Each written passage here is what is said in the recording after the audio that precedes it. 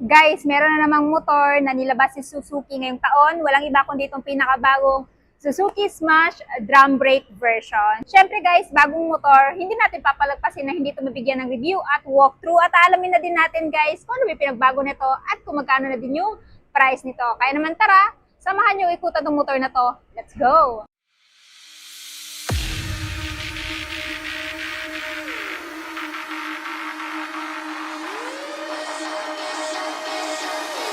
I think we could be something so good.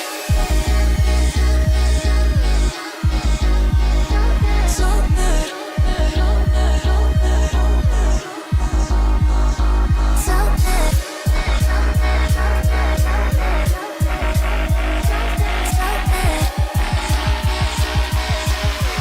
I think we could be something so good.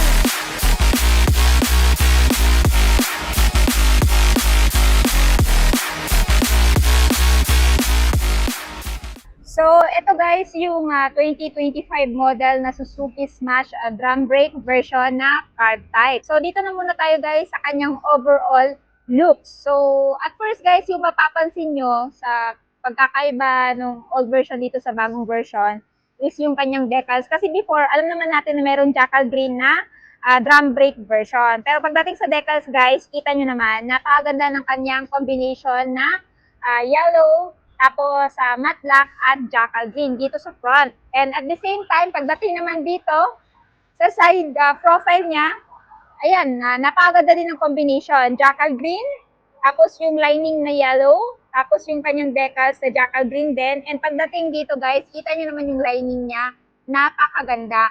And aside nga pala dito sa decals na dinagdag or binago dito kay Smash guys na drum brake, pagdating dito sa bandang tail niya, dito sa side fairings, as you can see, para siyang may pagka metallic blue-gray, no?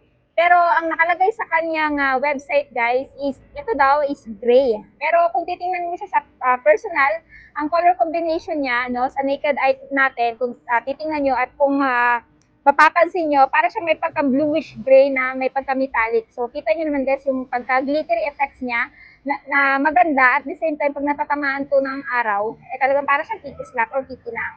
So yun yung nagustuhan ko dito. Hanggang dito nga pala yan guys sa tail. Ayan o. Kita nyo naman guys, napaka-glossy ng kanyang atake.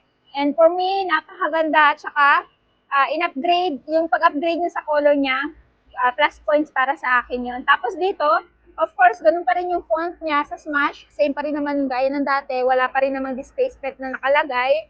And sa kulay niya, talagang nagandahan ako. Iba yung kulay sa front na jackal green at iba din yung kulay dito.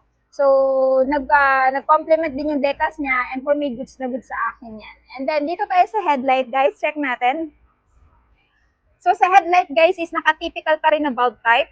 Turn signal, ganun pa rin naman bulb type. Tapos, kung mapapansin nyo, dito sa suspension niya, silver yung kulay. No? Tapos, drum brake pa rin siya, naka-spoke type. At saka meron siyang tire size guys na 70 by 19 by 17. Tube type pa rin, may interior. So, pag mapako to, syempre madali lang siyang ma-flat kasi nga hindi pa siya tubeless. No? Tapos, ang kinaganda pa dito guys, meron siyang mahabang fender dito sa likod. In that way, mapoprotektahan nito yung engine dito sa likod kasi wala nga siyang mudguard. No? So, dito tayo sa kanyang grip. Typical grip pa rin, kagaya ng dati. Same pa rin naman. Wala namang pinagbago. Dashboard, analog. Pero kahit naka-analog yan guys, lahat ng information is nandito na, kagaya ng speedometer, odometer, fuel gauge, gear indicator, turn signal indicator, at high beam, low beam indicator. No? Tapos sa button switches, meron siyang ayan, electric at high beam, low beam, turn signal, horn, at saka yung choke.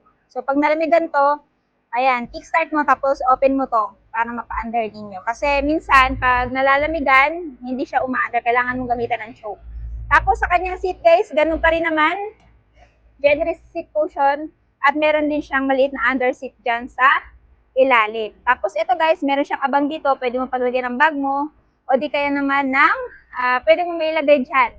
Pero kaso nga lang, sana pag mag-upgrade sila ng Smash na drum brake, carb type, maglagay sila ng hook para kahit pa paano malagyan ng plastic.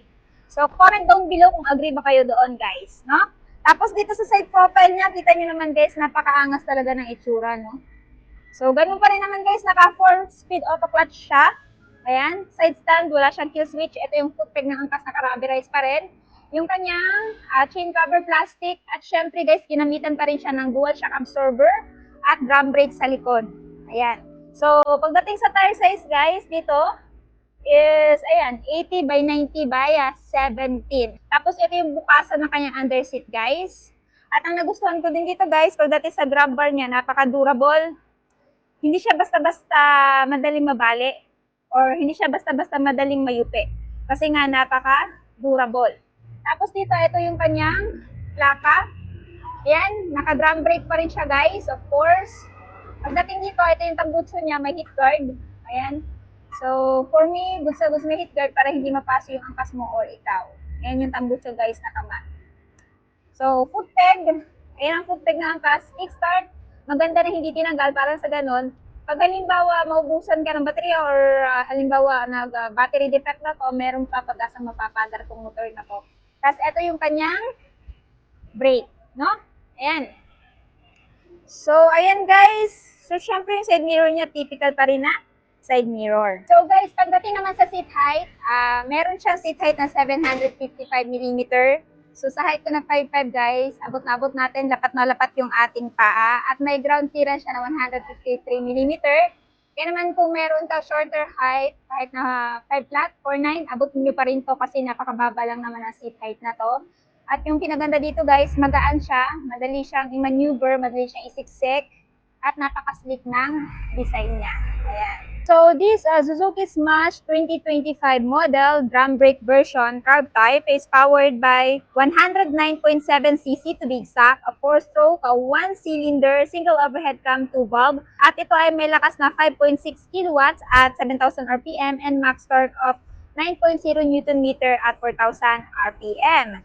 Meron din tong compression ratio guys na 9.6:1 at ito ay merong fuel tank capacity na 4.5 liters at kaya nito umabot up to 40 to 45 km per liter. At kung interested naman kayo dito kay Suzuki Smash drum brake version 2025 model carb type, ito ngayon guys ay merong presyo na 63,400. At merong down payment na 4,882 kung kukunin nyo ng installment at monthly sa 3 years na 2,995 at 3 dates na 200. At ang kinaganda dito guys, kung kukunin nyo siya, ngayon meron siyang less kung kukunin nyo siya ng cash na 1,000 at less din kung kukunin nyo siya ng installment, less din ng 1,000 guys.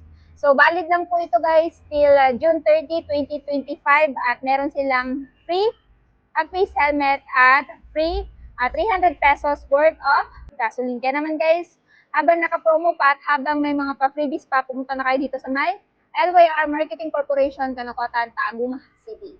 So, ayun na nga guys, tapos na nga natin ikutan si Suzuki Smash. Ano yung masasabi niyo sa bagong modelo ng motor ni Suzuki ngayong taon? Sulit ba siya sa presyo niya? At ano yung katangian ng bagong Smash? Kung bakit ito yung kukusilin ng bilhin ngayong taon? Paki-comment naman sa baba. At syempre, kung bago pa lang sa channel ko at hindi pa nakapag-subscribe, huwag kalimutan mag-subscribe para ma-notify kayo once may bago tayong upload na gaya nito. So yun guys, hanggang dito na muna tayo. Ride safe and peace out!